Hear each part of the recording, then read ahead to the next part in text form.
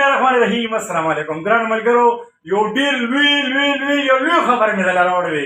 عجیبه خبره دا ده، د انصاف په نوم منتخب شوي ایم پی ای افتخار خان د 80 لاک روپو دوايي روکه کړې ده د بي ایچ یو د مومن ناړۍ. خو دا زه نه یم، دا ولي محمد خان پریس کانفرنس کړی دی چې دا دوايي د بي ایچ یو نه لاړله، د افتخار وخوړله، د افتخار خرڅه کړه، د افتخار په غریبانانو خلکو تقسیم کړه، هېڅ قسمه رپورټ نشته.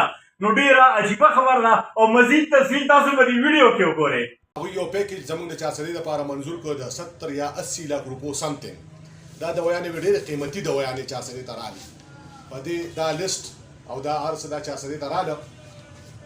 بیا د دې خپل طریقه کاري چې کوم علاقې افیکټډ دي یا کوم غریبانان دي، ډاکټران به بیا ترو ډي ایچ او هغوی به ځي او هغه علاقه کې به چې کوم دی دغه کوي او دا میډیسن به حقدارو خلکو له ورکوي.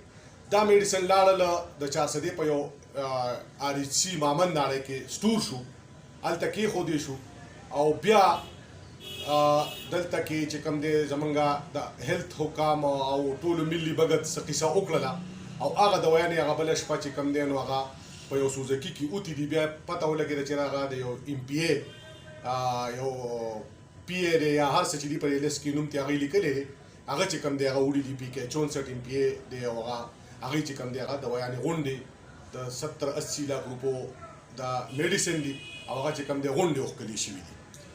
ګرانو ملګرو، ایم پی ای افتخار ستا خو پیل ځل دی.